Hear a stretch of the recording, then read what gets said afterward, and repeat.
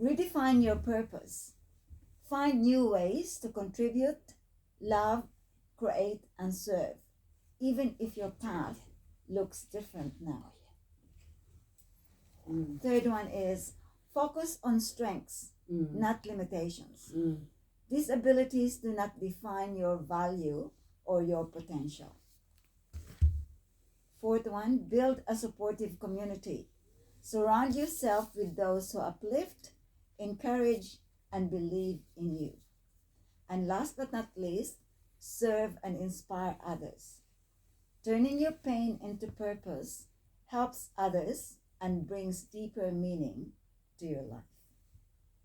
Let's have a look at inspiring Filipinos who overcame illness or disability. Ito si Joyce Spring Trevino. Kilala niyo ba siya? No. I actually was curious and had a look how much following she has. She seems to be really popular and she's got YouTube channels. Anyway, si Joyce Spring Trevino, she struggled. She publicly battled depression and suicidal thoughts. When she was growing up, yung tatay niya was killed. He's part of the police force and he was assassinated. Yeah.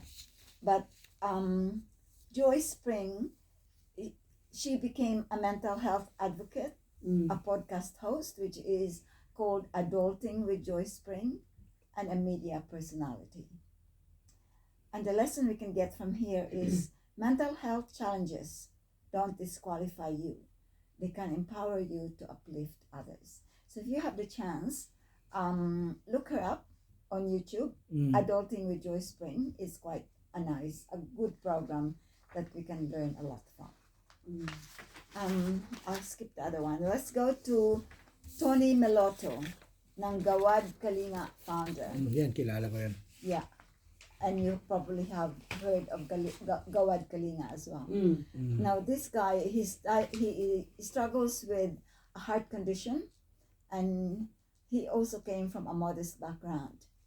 Now, Tony founded Gawad Kalinga, transforming slums into thriving communities. The lesson that we can get from his life is illness or age should never stop you from dreaming and building for others. The other one is Rosel Ambubuyog. She was blind at 6 years old. And she was blind dahil may nainom siyang gamot that had complications on her system. Yeah. But she was very committed to have a great education. She went to Ateneo de Manila University and graduated as valedictorian and also as summa cum laude. So she was the first blind summa cum laude. Now a champion for inclusive education.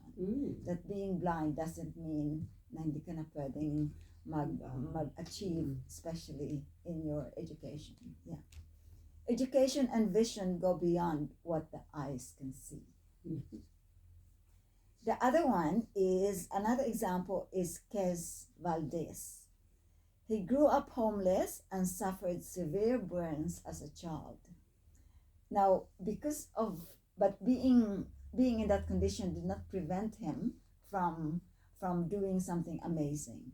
Like he founded this, the good thing with him is there was somebody na tinulungan siya and became his mentor. But he founded the C3, which is called Championing Community Children, and only at a tender age of 7 years old. And he won the International Children's Peace Prize. When he was 13 years old, he won this prize. And a lesson for us is, even in pain and poverty, the heart to serve can lead to global impact. So ang galing, I had a look at him in YouTube. He is now 26 years old. He's still involved in this.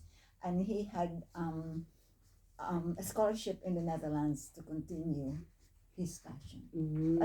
Imagine that at 7 years old, you could already make an impact. Yeah. But what are our inspirational takeaways from here? Your life still has a purpose, even when your plans are disrupted. You can inspire others just by choosing to rise and live fully.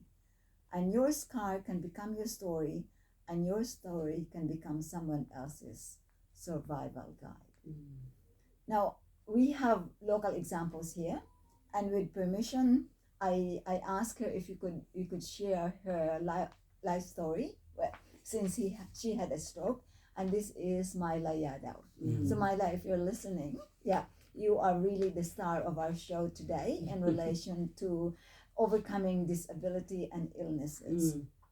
Now, I personally witnessed Myla enjoy her life. We all know Myla.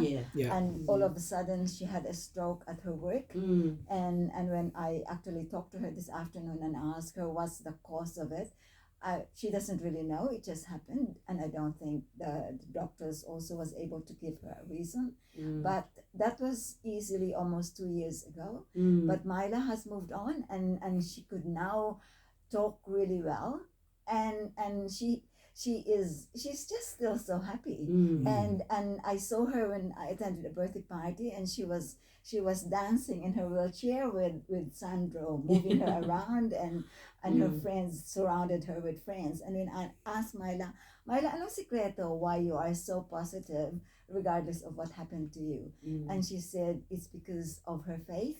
Active siya sa church. I think Ryan knows that. Yeah. She's very active in church. She's surrounded with family and friends that lift her up. That's good. And she's provided, our government also takes care of her. She has caregivers, and she does what she can. Yeah. But a lot of times she's also supported by a lot of good caregivers.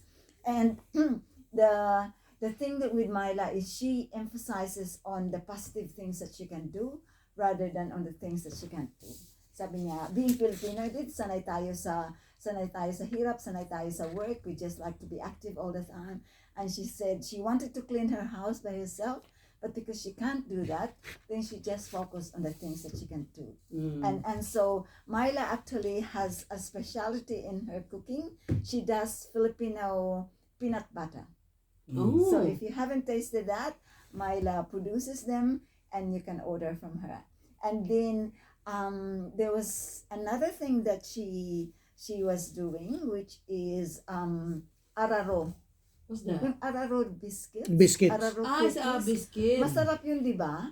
Yeah, masarap yun yung that melts in your mouth. Sabi ko sa kanya, Myla, order ako once you cook it. Yeah. So, and that's her secret for having a really happy life.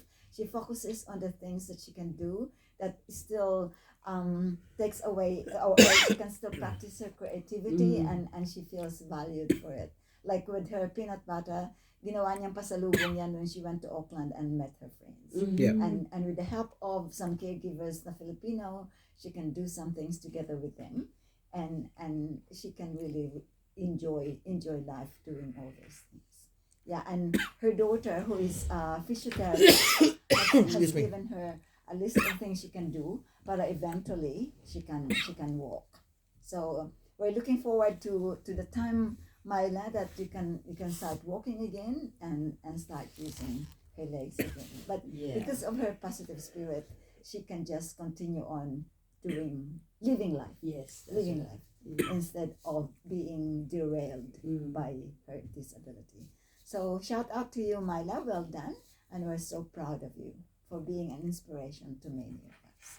So, a call to action for everyone. Do you have a disability that you struggle with?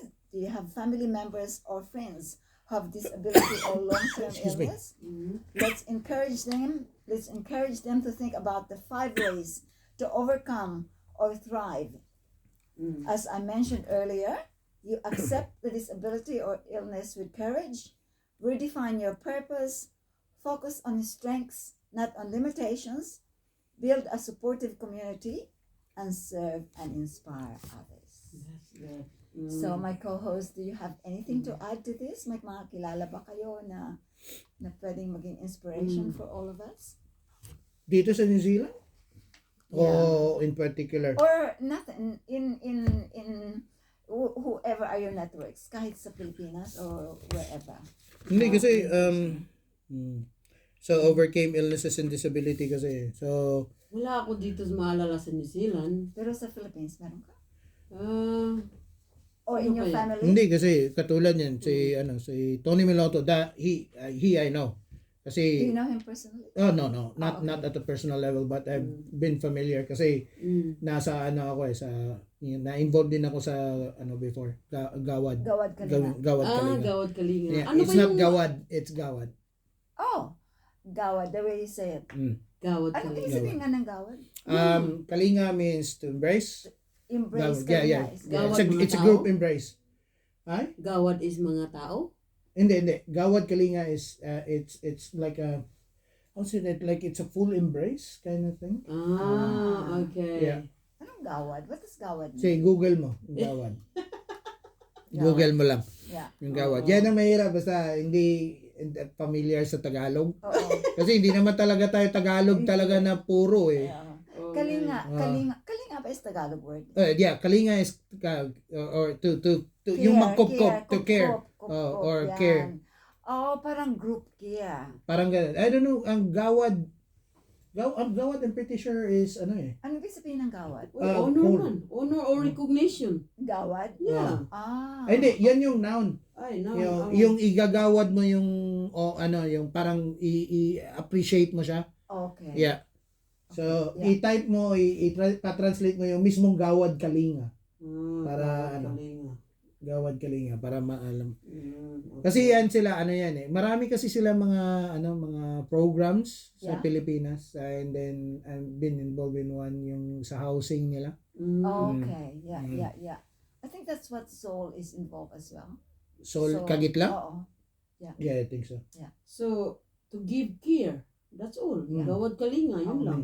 Okay. Yeah. Yeah. Kasi to embrace yun eh. Ang pagkaintindi ko. Kasi maraming definitions kasi ang like Kalinga. ang Kalinga or Yeah. kupkup or Or care or compassion or compassion, nurturing. or to nurture. Ganun. Yung maraming meaning eh. Maraming meaning talaga. Anyway, so yan siya pero ito the rest hindi ko kilala to. Ako, I have to Google them, or I have to actually listen to them to get to know them. Yeah. Ang kilala ko isa na disabled siguro na overcome yung disability niya kasi when you talk about disability or illnesses, sa kanya heart condition lang eh. Oo, si Meloto. Si Meloto, ako may heart condition naman din ako, pero hindi man ako founder. Oh, Pero or ano ba, katulad yan yung rice kasi it's not just ito lang ang topic, very specific sa you overcome disability, which is really good. But there are so many forms of disability. Doesn't necessarily mean that it has to be physical eh. oo. You can have like a chronic condition, like a long-term or lifelong condition that can cause you the disability. So it's not just physical, like a burn patient or a stroke patient, those kind of stuff. At saka yung kahit yung neurodiverse din. Yan yung mga bago. Pero that's a new word actually. yan Yung bago- neurodiversity, mga neurodiversity. So it's a new science na ako I will never tackle that conversation kasi Yeah. anything that is mental health hindi masyado ako nag-tackle niyan kasi hindi ko forte yan. So it's quite tricky to talk about that in layman's terms. So it has to be really specific and stuff.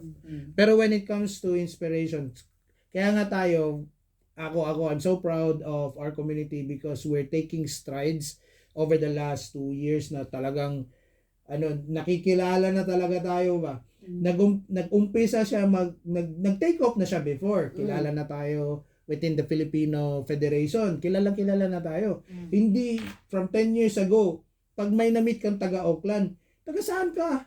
Taga Wairarapa. Saan yun? Sa South Island? Hindi nila alam kung saan ang Wairarapa. Hindi talaga. Pero ngayon, pag tinanong nila, saan ang Wairarapa? Taga saan ka? Taga Wairarapa. Medyo magdadalawang isip mo, saan yun? Ngayon, ang common sagot ng mga taga Auckland, lalo na yung medyo matagal na doon, wag lang yung bago kasi wala talaga yan silang alam. Pero yung mga medyo matagal-tagal na sa Auckland, pag tinanong, taga saan ka? Kung pag sinabi mong taga Masterton ako, automatic alam nila kung saan yun. Pero pag sinabi mong, kasi hindi mo naman pwedeng sabihin taga Carterton ka, to sasabihin mong taga Masterton ka, hindi. Tama yun. So you have to call the Wairarapa region. So pag sinabing Wairarapa, ang alam talaga nila malapit sa Wellington. Yan yung lagi nilang sinasabi. At least sabi ko 10 years apart when I first arrived here. Hindi alam. Yung pag pumunta ako ng Auckland, ang una talaga nilang saan yan? Yeah. Saan ang Wairarapa? Ngayon, well, Alam na nila. We're they putting know. ourselves in the map. No, yan. Definitely, we are already in the map. Yun yung Yeah. masasabi ko. So, yun. Isa yun sa mga milestone natin. And then yun, recognition lang geographically. Mm. Ngayon, over the last 10 years, kilala na tayo within the region. Ma-Featherstone ka man, ma-Martinboro, ma-Masterton ka naman. Pag sinabing, are you Filipino? Bang! Alam na nila. Automatic yun. Now, we want it in a national stage. Mm. We are Filipinos from the Wairarapa. Kung Wellington nga, pag sinabing taga saan ka, kahit yung mga bagong dating, pag sinabing taga saan ka, taga Wairarapa kami, automatic alam na nila kung saan tayo. Oh, that's good. Yeah. Yun. Yeah. Yun, kasi at par na tayo ng mga taga Palmerston North. Mm. Pag magtanong ka ng taga Wellington, sabi niyo, taga saan ka? Taga Wairarapa. State Highway 2. Tapos, Rimotaka Hills. Rimotaka. Yun yung lagi nila sinasabi. So, ang layo mo pala. Hindi, malapit lang yan. Yan yung lagi ko sinasabi. 2 oras lang yan. Parang ano lang yan. Tawag nito, Makati to, Bulacan. With traffic. With traffic pa yun. Yan yung lagi ko sinasabi. So, now, national stage naman tayo. So, kayo, nagkikerry kayo na, you are the bearers of Wairarapa. Yay!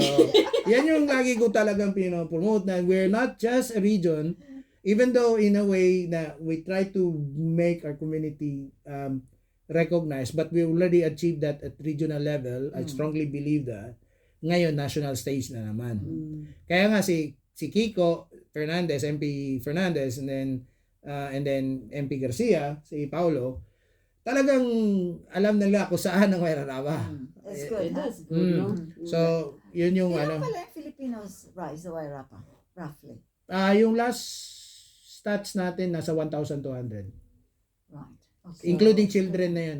1,200. 100. Yun yung latest stats natin. Tapos hindi na ako nag-stats uli kasi nag-latest stats, di ba, nag-census nung 2021. Oh. So 4 years pa yun. So magsi-census na naman yan sila after election usually. So how many years is the after census again?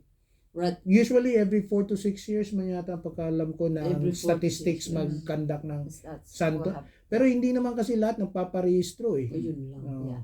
They don't, yeah. Hindi, This is minsan not in-house mandatory. in-house to house nila. Bibigyan ka talaga ng sulat bawat bahay. Yun yung ano. Ngayon, housing crisis. Nasa kotse nakatira. Paano yun? Kasali ba yun? Dapat kasama sa bilang. Kasama sa bilang. Anyway, Anyway, almost get there, guys. yeah, so, thank you so much for those Tatawag pa ba tayo ng conversations. pangatlo? Hindi Kasi na. malapit Wag na, na malapit tayo. na tayo. Malapit na. Wag na next time na. Yeah. Okay. Yeah. So shout out lang ako Yeah. to my dear husband who may be listening now. Yeah. Yeah. I'm glad that you are getting better. Yeah. And you're no longer in pain. So thank God that you have pulled through. And to my children, Julius, Christopher, and Dominic. Yeah. Thank you for being in my life, and I'm glad that you are proud of your Filipino heritage. You have no choice. You have no choice, Mommy tells exactly. it. Mommy tells it.